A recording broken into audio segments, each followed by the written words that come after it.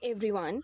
Today we're gonna teach you about cell cycle, which can regenerate cells by producing two daughter cells which are same within themselves and to the mom cells too.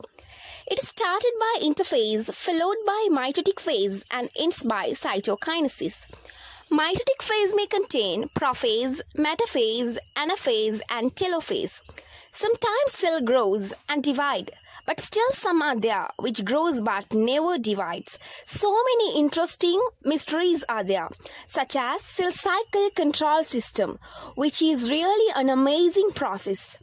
Let's talk about interphase. Mitotic phase alternates with interphase in the cell cycle. Interphase accounts for about 90% of the cell cycle. This can be divided into three phases. They are G1 phase, S phase and G2 phase. During all three phases of interphase, a cell grows by producing proteins and cytoplasmic organelles such as mitochondria and endoplasmic reticulum. During G1 phase, the cell grows in preparation for DNA replication and certain intracellular components. Chromosomes are duplicated during S phase. In G2 phase, a nuclear envelope encloses the nucleus that contains one or more nucleoli. The centrosome has replicated to form two centrosomes. Centrosomes are regions in animal cells that organize the microtubules of the spindle. Each centrosome contains two centrioles. Now the cell is almost ready to divide.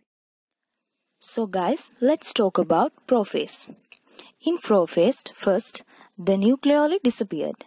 Then the chromatin fibers become more tightly coiled, condensing into discrete chromosomes observable with the light microscope. Each duplicated chromosome appears two identical sister chromatids joined at their centromeres. After that, the mitotic spindle begins to form. It is composed of the centrosomes and the microtubules.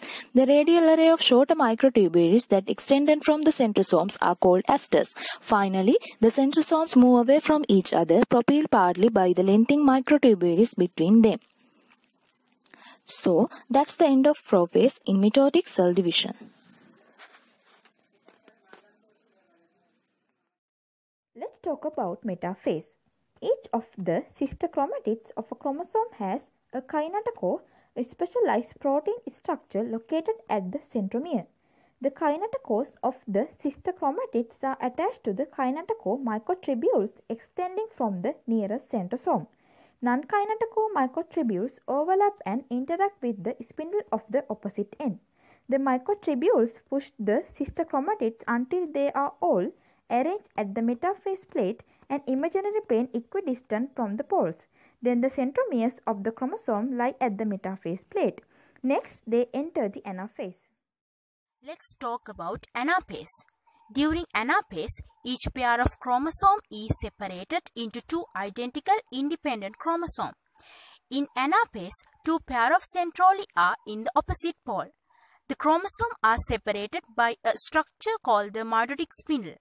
The mitotic spindle is made of many long proteins called microtubules, which are attached to a chromosome at one end and to the pole of a cell at the other end. The sister chromatids are separated simultaneously at their centromeres. The separated chromosomes are pulled by the spindle to opposite pole of the cell. Anaphase ensures that each daughter cell receives an identical set of chromosomes.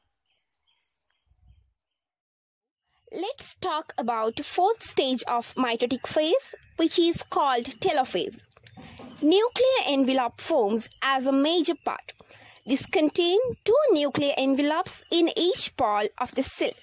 The cell shape is elongated, and in animals, cleavage furrow is formed in the middle of the cell. And if it's a plant cell, cell wall is formed. The cells start to pinch in the middle by it. Daughter nuclei reappear. Likewise, it continues.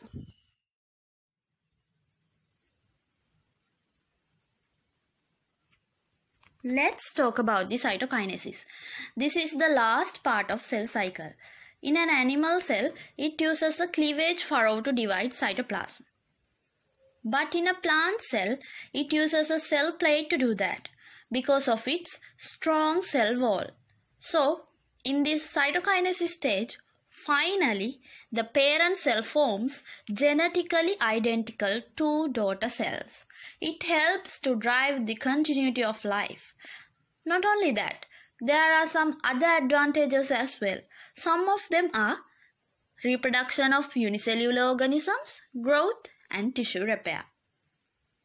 So we came to the end of this video and hope you will get the main idea of mitosis and cell cycle. Thanks for watching.